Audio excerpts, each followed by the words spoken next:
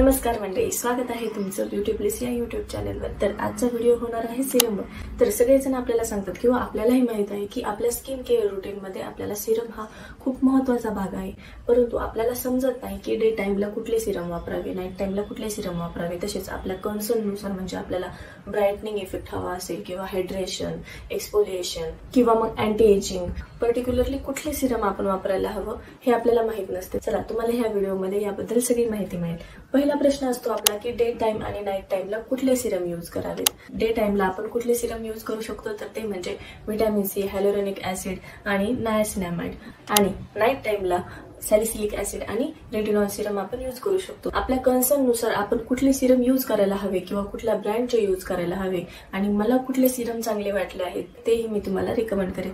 Video शेवटपर्यंत नक्की बघा। पहिला कन्सर्न म्हणजे ब्राइटनिंग। आपली स्किन ब्राईट होण्यासाठी किंवा ब्राइटनिंग असा ग्लो येण्यासाठी आपण कुठलं सिरम यूज करू शकतो तर ते म्हणजे व्हिटॅमिन सी। व्हिटॅमिन सी हे सिरम मार्केटमध्ये खूप ट्रेंडिंगला आहे हे आपल्या सर्वांनाच माहित आहे, परंतु त्यामधले बेस्ट व्हिटॅमिन सी जे की अफोर्डेबल रेंजमध्ये आहे ते म्हणजे पिलग्रिमचं व्हिटॅमिन सी सिरम, फॉक्सटेलचं व्हिटॅमिन सी सिरम हे आपल्या बजेटमधील आणि अतिशय उत्तम क्वालिटीचे व्हिटॅमिन सी सिरम आहेत। याची लिंक मी डिस्क्रिप्शन मध्ये देईल, ते तुम्ही नक्की चेकआउट करा। सेकंड कन्सर्न म्हणजे हायड्रेशन। हायड्रेशनसाठी आपण कुठलं सिरम यूज करू शकतो तर ते म्हणजे हायलोरॉनिक ऍसिड सिरम।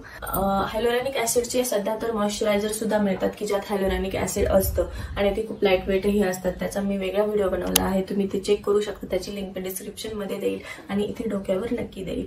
तर हायलोरॉनिक ऍसिड मध्ये मार्केटमध्ये असे कुठले चांगले सिरम्स आहेत? पिलग्रिमचं हायलोरॉनिक ऍसिड सिरम, द ऑर्डिनरीचं हायलोरॉनिक ऍसिड सिरम आणि द मिनिमॅलिस्टचं ऍसिड सिरम हे बेस्ट आहे। हे तीनही हायलोरॉनिक ऍसिड सिरम अफोर्डेबल रेंजमध्ये आहेत, तर ते तुम्ही चेक करू शकता। तिसरा कन्सर्न असतो आपला अँटी एजिंगचा। 25च्या पुढे गेल्यानंतर स्किनवर खूप सारे रिंकल्स येतात, तर स्किन डल दिसायला लागतं। त्यासाठी आपण कुठलं सिरम यूज करायला हवं तर त्याचं उत्तर आहे रेटिनॉल सिरम।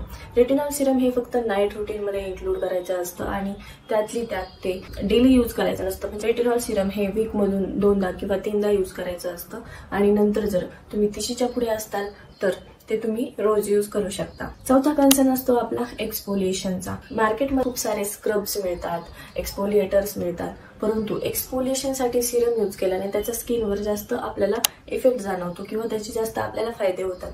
तर एक्सफोलिएशनसाठी आपण कुठलं सिरम यूज करायला हवं तर ते म्हणजे सॅलिसिलिक ऍसिड। आता सॅलिसिलिक ऍसिड हे आपण फक्त नाईटला यूज करायचं असतं आणि त्यातली त्यात ते आपण रोज यूज नाही करू शकत। म्हणजे तुम्ही 30च्या पुढे असा किंवा 25त असा तुम्ही ते वीक मधून 2दा किंवा मॅक्झिमम 3दाच यूज करू शकता।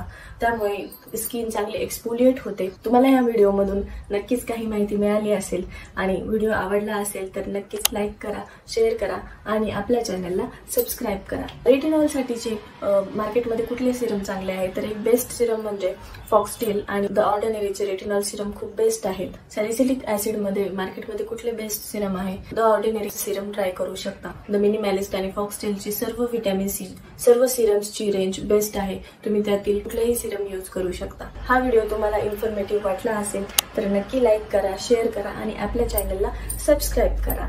धन्यवाद।